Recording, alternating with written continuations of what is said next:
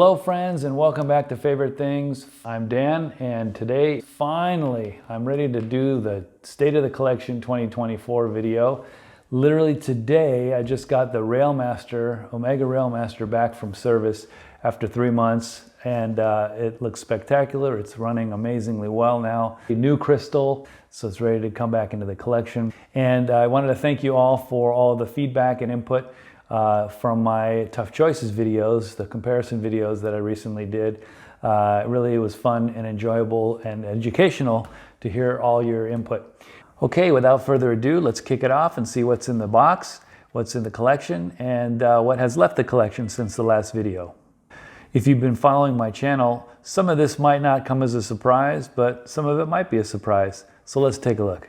All right, so once again, here is my Carolina hard case. And the top part is pretty much the same as last year. There's one exception. I now have a Swatch watch that belonged to my beloved uncle who passed last year. And so very thin, it's quartz watch, sentimental. Anyway, I still have the Batman, and I still have the Pinocchio from my childhood. I still have the W400 Casios, running on different times there. But and then of course I also have this project watch, my mom's mood ring watch, that I haven't done anything with. But anyway, that is the top part. Those are kind of sentimental watches, and so they're not in the normal wrist rotation. The Junghans Meister Driver has left the collection. It was beautiful, but I just didn't bond with it. And I was surprised to learn that, for me at least, there is such a thing as too slim of a mechanical watch. I didn't think that could happen, but it did. Well, downsizing has allowed me to move the normal rotation of watches into this 6-slot case that my brother-in-law got me for Christmas. Of course, the Explorer is still with me, but you'll notice that the Laurier Falcon is not. I'm working on another video featuring the Explorer where I go in depth with more details that I've discovered about it after having owned it for 4 years. The more I wear it, the more I think about, I don't need another watch, do I? But it's starting to gain a little bit of time, and so it's going to need service soon. So that's going to be the next project. However, you'll notice that the 36mm Omega Railmaster 2504 is no longer in this collection. I almost regretted selling it because I didn't get a chance to try it on the Ed White bracelet that the Railmaster Trilogy is currently on. That's the bracelet that really improved my relationship with my Trilogy Railmaster. I don't think it would have fit the Railmaster 2504 because these are longer lugs, and so the Ed White case that this bracelet normally fits on has these same lug dimensions and not the shorter lugs of the 36mm Aquaterra style case of the 2504 Railmaster. And as far as the Trilogy Railmaster, it just came back from service, and guess what? I'm going to list it for sale. It looks like new, and I'm not wearing it to keep it that way. And as mentioned in my Tough Choices 3 video, the Ranchero is my favorite choice between these two similar watches. Speaking of which, the Ranchero, as you might have seen, there's a second Ranchero, which I built from new old stock parts. And so you can see that video right here.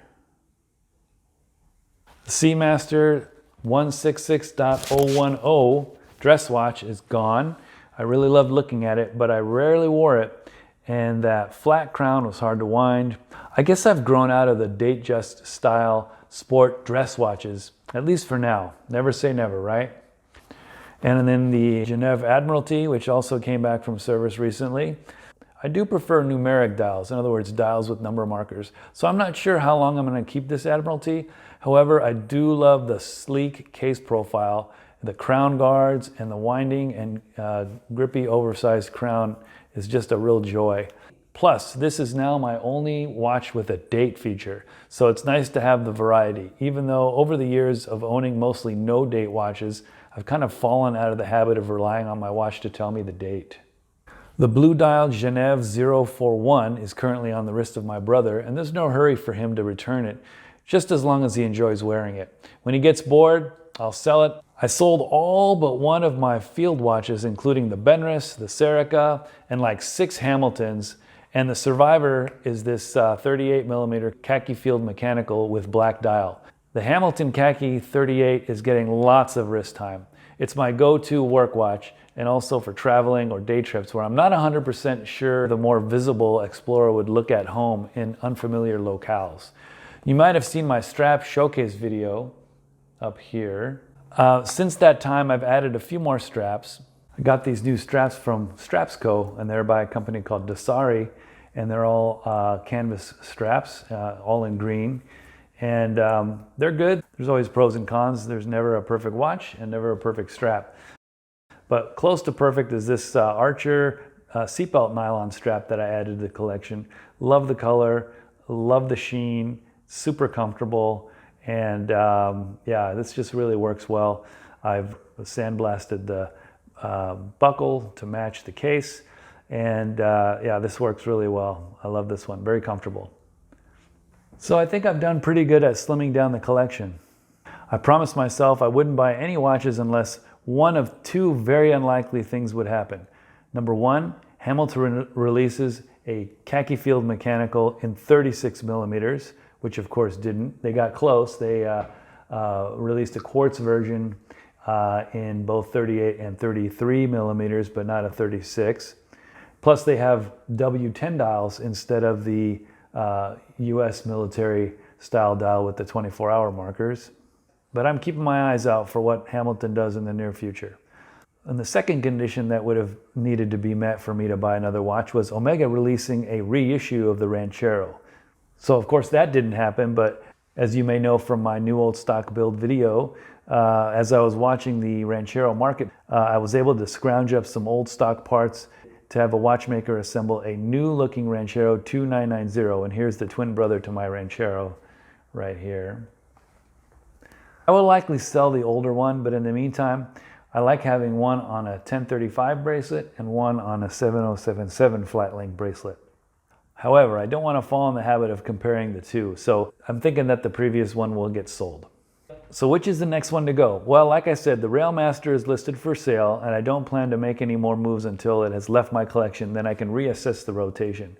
And then it'll be likely this Ranchero here, and I'll keep this one.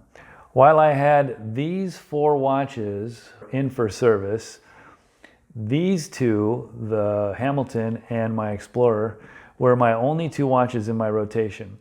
And you know what? I really enjoyed that. I can't say I really missed the other 4 watches while they were in service. So that tells me something. Well, we'll have to see. Anyway, thank you again for your patience and for watching and your comments. And happy holidays to everybody. And enjoy your collecting and your purging. Thank you, and see you soon.